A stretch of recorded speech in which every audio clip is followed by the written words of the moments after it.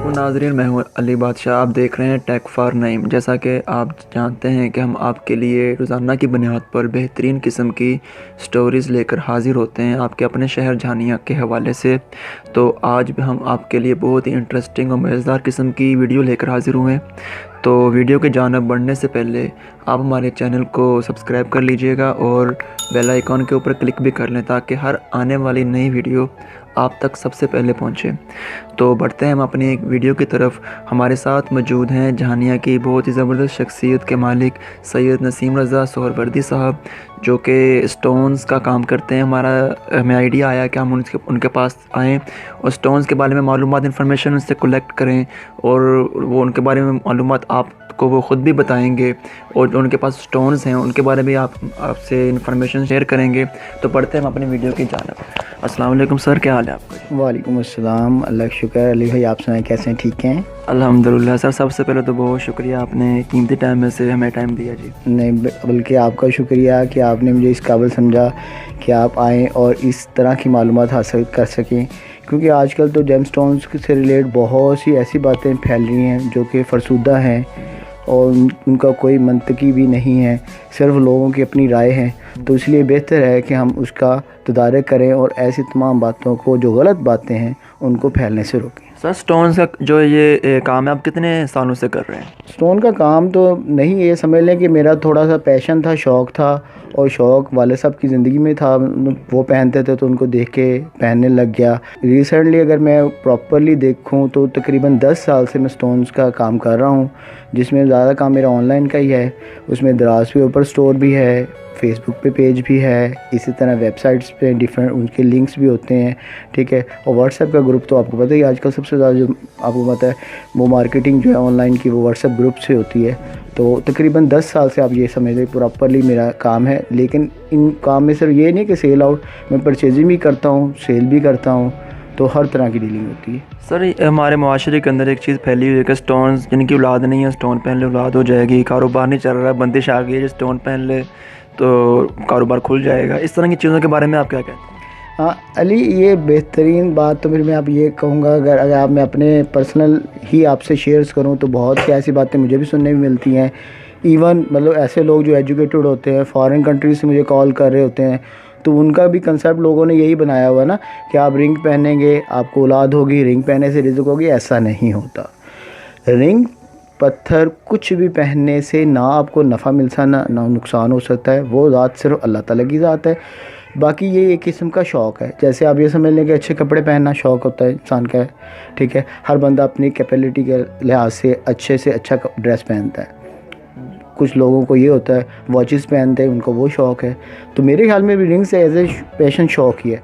बाकी ये है कि गुंजाइश मौजूद है, क्योंकि आप सल्लल्लाहु अलैहि वसल्लम की निस्बत है से अगर हम ये पहने तो सुन्नत नबवी है। आप सल्लल्लाहु अलैहि वसल्लम ने पहना है, मना नहीं फरमाया। अगर मना फरमाया होता तो हम भी ना कभी पहनते, ना ही हम कभी कहते। ये बिल्कुल ऐसे ही है कि आप वो काम करें जिसमें आप मुमकिन आते हैं। बहुत शुक्रिया सर। ये शरीयत मुतहरा के अंदर स्टोन्स की क्या वैल्यू है, और दूसरा ये कि किस एज तक इंसान इसको पहन सकता है या कोई किसी भी एज का इंसान इसे पहन सकता है? शरीयत में जो मैंने मतलब अपनी तहकीक की है उसके मुताबिक सिर्फ जो है एक ही गुंजाइश मिलती है। आप सल्लल्लाहु अलैहि वसल्लम ने पहली जो अंगूठी पहनी है वो तो जो है वो ही थी जिस पे आप सल्लल्लाहु अलैहि वसल्लम ने मोहर नबूवत बनाई हुई थी, ठीक है। दूसरी जो रिंग पहनने की रवायात, जो मुस्तनद रवायात हैं, जो सही मुस्लिम में मौजूद हैं, उसमें आप सल्लल्लाहु अलैहि वसल्लम जो अंगूठी पहनी है उसमें हबशी तर्ज का नगीना था। यानी कि आप समझ सकते हैं वो हबशी तर्ज का नगीना स्याह हकीक हम उसे कहते हैं। ये हैं। बाकी असहाब के बारे में भी है, वो हकायात में आती हैं। हकायात के बारे में हम कह सकते हैं कि वो गलत भी हो सकती है, लेकिन हदीस में सिर्फ जो है एक ही अंगूठी है जो आप सल्लल्लाहु अलैहि वसल्लम ने पहनी है। वो नगीने वाली, वो हबशी तर्ज का नगीना है, या फिर दूसरी अंगूठी जो मोहर नबूवत के लिहाज से इस्तेमाल की गई है, जिसके बारे में सबसे ज़्यादा मशहूर यही है कि उस्मान गनी के दौर में वो गुम हो गई, जिनके बारे में आपको ये भी पता होगा कि उसके बाद फिर ये सारा खिलाफत में सारा जवाल आना उसी वक्त शुरू हो गया। बिल्कुल, यानी किसी भी एज का शख्स पहन सकता है या कोई मखसूस एज तक स्टोन इस्तेमाल किया गया? नहीं, इसमें आप कोई भी शख्स पहन सकता है, किसी भी एज का पहन सकता है। बल्कि मैं अगर ये ज़्यादा इसकी रिकमेंडेशन दूँ तो यही होगा कि जिसको अच्छी लगती है वही पहने, एक बात।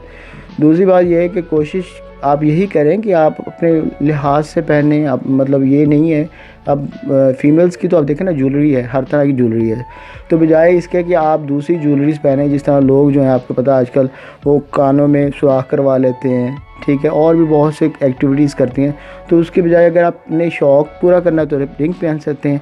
उसके लिए उम्र की कोई कैद नहीं। हाँ, ये ज़रूर है कि आप अपने इस्तात के मुताबिक पहने, जो आपको चीज़ अच्छी लगी वो पहन लें। बहुत शुक्रिया सर। अब हम बढ़ते हैं स्टोन्स की जानिब। जो आपके पास स्टोन्स हैं उनके बारे में हमें थोड़ा इन्फॉर्मेशन आप शेयर कीजिए। हाँ, स्टोन्स के लिहाज से अगर मैं बात करूँ तो मेरे पास तो तकरीबन सारे किस्म के स्टोन हैं, यानी अकीक से लेके पाकिस्तान या फ़ॉरेन में जो भी स्टोन मौजूद होते हैं ना, ऊत है, फ़िरोज़ा है, इवन डायमंड तक की मेरे पास रेंज मौजूद है।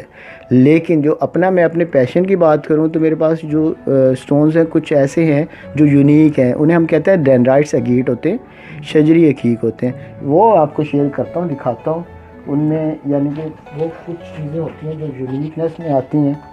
जैसे ये एक रिंग है, मैं आपको दिखाना पसंद करूँगा अगर आप विजिबिलिटी कैमरा मैन अगर जूम करे जी इसे, तो इसमें ये देखें तो आपको ये डेंड्राइट्स ही है, लेकिन इसमें शजर के साथ हर्ट बना हुआ है, ठीक है, यानी कि इसी तरह की हैं, यानी कि डेंड्राइट्स में ही होंगी ये वाली। इसमें पूरे के पूरी जो है शजर के दरख्त बने हुए हैं। और इसके अलावा जो है एक्सपेंसिव में तो मैं आपको दिखा दूं तो ये एक्सपेंसिव में डायमंड रिंग्स हैं, ठीक है। ये डायमंड अफ्रीकन है, यानी इंडियन नहीं है, जो अच्छी क्वालिटी होती है, ठीक है। और डायमंड का मेथड वही है चेक करने का, सिर्फ लैब से चेक होते हैं। फिर इसके अलावा जो पाकिस्तान में सबसे ज़्यादा फेमस देखे जाने वाले स्टोन्स हैं, उनमें जो मेरे पास ये, यानी कि ये जो मेरी कलेक्शन है, मेरी अपनी पर्सनल है, ये ख़ुद ही मैं पहनता हूँ, तो उसमें सबसे ज़्यादा फ़िरोज़ा लाइक किया जाता है, ठीक है। नीलम है, ब्लू सफ़ायर जिसे हम कहते हैं, रूबी, याकूत है, ठीक है। और इसके अलावा ओपल हैं, ये ग्रे ओपल है, ठीक है। फ़िरोज़े में मेरे पास बहुत सी किस्म की खुद की कलेक्शन है पर्सनल, ठीक है। इसमें एक तो सिंपल आम ईरानी फ़िरोज़ा होता है, फिर ग्रीन आता है, हुसैनी फ़िरोज़ा, ये सारे के सारे इसी में रेंज। सर फ़िरोज़े के बारे में ये जानना चाहूँगा कि हमारे माशरे के अंदर फ़िरोज़ा को एक मखसूस मकतबा फ़िक्र की जानिब नामज़द किया जाता है, तो क्या इसमें सदाकत है क्या? नहीं, ऐसा कोई सदाकत नहीं। बात वही आ जाता है ना, ये आपका अपना शौक़ होता है, वो सिर्फ इस लिहाज से होता है कि जैसे आप सेल परचेज़ पे जाएँ ना, तो उसकी कोशिश यही होती है शॉपकीपर की कोई ना कोई तरीके से आपको बात सुना के कोई चीज़ बेच दे। तो ये बिल्कुल इस तरह की बातें हैं, हकायात हैं, इनमें कोई जो है दलील नहीं है कि आप दलील के लिहाज से बात करें। बाकी आप जो भी पहन सकते हैं। फ़िरोज़े के लिए ये कंसेप्ट रखा जाता है कि वो सिर्फ अहले तशरीह पहनते हैं, लेकिन ऐसा नहीं है, आप जो भी बंदा पहनना चाहे पहन सकता है, जो भी आपको बेहतर लगे पहन सकते हैं। कहते हैं कि फ़िरोज़े का कलर चेंज हो जाता है, ऐसे कोई सीन होता है जी? फ़िरोज़े का कलर वाकई चेंज होता है। जैसे आप ये देखें, ये ब्लू कलर का फ़िरोज़ा है तो ये ग्रीन हुआ पड़ा है ना, ये कलर ही चेंज हुआ है, लेकिन इससे ये नहीं है कि कोई इसमें, ये एक नेचुरल फिनोमिना है, करैक्टर। यानी इसका कलर पहले वो ब्लू था, अब ये, अब जैसे ना मैं आपको ये 3 या 4 कलर की रेंज दूंगा तो आपको ज़्यादा क्लियर में नज़र आएगा कि अब ये देखें आप, अब अगर हम ये चारों अंगूठियाँ एक साइड पे रख लें तो आपको इसकी कलर की रेंज आ जाएगी। तो ये देखें, ये लाइट कलर है, उससे डार्क हो गया, फिर ये लाइट ग्रीन है, ये डार्क ग्रीन है, तो ये कलर चेंज हुए हैं। यानी कि स्टोन एक ही है, जो फ़िरोज़ा ही है, लेकिन ये डिफरेंट टेक्सचर चेंज होता है। और ये बिल्कुल ऐसे ही है जैसे आप मार्बल में लेने जाएं, एक ही घर में मार्बल लगा होता है तो उसमें हर कलर का मार्बल होता है। सर आपके मुताबिक स्टोन को चेक करने का क्या पैमाना है? यानी कि स्टोन का बेसिकली पैमाना तो बेहतरीन तरीका तो यही है, लैब टेस्टिंग होती है, जो आजकल एडवांस तरीका कह रहा है कि आप लैब टेस्ट करवाएं, लैब टेस्ट से सब चीज़ें क्लियर हो जाती हैं, ठीक है। लेकिन अगर आप सादा अल्फाज में चेक करवाना चाहें तो उसका बेहतरीन तरीका तो ये है कि आप स्टोन्स की वैल्यू चेक कर लें। मिसाल के तौर पे अगर आप एक पता है अकीक स्टोन है 100 रुपये 200 रुपये का पत्थर है, अगर 100-200 रुपये का मिलता है तो फिर तो वो ठीक है, लेकिन अगर वो 5 रुपये में अगर आपको मिलता है तो इसमें तो फेक है। इसी तरह अगर आप देखें, अब डायमंड है, वो नॉर्मली अफ्रीकन का जो रेट 1 मिली 1000 का है, ठीक है। और वो अगर हम, वो सबसे हल्की क्वालिटी है और घटिया क्वालिटी, अच्छी क्वालिटी वाला 10,000 पर मिली है। अब 10,000 पर मिली का एक स्टोन है, जैसे जैसे उसका वेट बढ़ेगा रेट वैसे नहीं बढ़ेगा, रेट डबल ट्रिपल होता जाएगा। तो फिर वो रेट पे डिपेंड करता होता है कि वो चीज़ वाकई उतनी रेट की होती है। हाँ, उसमें ये भी होता है, कुछ शॉपकीपर ऐसे भी करते हैं, मतलब दुकानदार, कि वो जालसाजी भी करते हैं, रेट आपसे डबल का ले लेते हैं, यानी ओरिजिनल का देते हैं आपको फेक है। तो इसके लिए बेहतरी मेरा तो ख्याल में यही है कि अगर आप कोई एक्सपेंसिव चीज़ परचेज़ करते हैं तो उसका लैपटॉप करवाएं। हाँ, अगर एक्सपेंसिव नहीं है तो फिर आप वैसे भी किसी को दिखा सकते हैं। उसके लिए बेहतरीन वही होता है कि वो जो देखने वाला शख्स ही बता सकता है, जिससे अनरिलेटेड बंदे को नहीं पता चलेगा कि क्या चीज़ फेक है क्या ओरिजिनल है। सर इसकी जो कॉस्ट है जो आप सेल करते हैं वो मुनासिब होती है या क्या सीन होता है? ये कास्ट डिपेंड करती होती है कि क्या चीज़ ले रहे हैं आप। कास्ट मैं आपको बता रहा हूँ कि एक फ़िरोज़ा है वो 500 रुपये का भी मिलेगा और 5000 का भी मिलेगा। ओरिजिन डिपेंड करता है कि कहाँ का है, कितना खूबसूरत है। जो जितनी चीज़ खूबसूरती है रखती है उसकी उतनी ही कीमत ज़्यादा है, आप ये कह सकते हैं। बाकी इसमें ये नहीं है कोई ख़ास नहीं होता अमल दखल। बाकी ये खूबसूरती के ऊपर बात ये भी होता है कि आपको वो चीज़ पसंद आ गई और दुकानदार को भी पता है कि इसको चीज़ पसंद आ गई, वो फिर मोल लेता है उसका, क्योंकि उसको पता होता है कि ये चीज़ आपने परचेज़ करनी है। सर लास्ट में एहलिया ने जानिया में से जो स्टोन के शौकीन हजरात हैं उनको कोई मैसेज देना चाहें आप? उनके लिए अपने लिहाज से अगर मैं अपनी एडवर्टाइजमेंट की बात करूं तो फिर तो यही मैं कहूँगा कि भाई आप जो भी स्टोन लेना चाहते हैं आपको इंशाअल्लाह ये है कि कराची और लाहौर रेट पे प्रोवाइड किया जाएगा।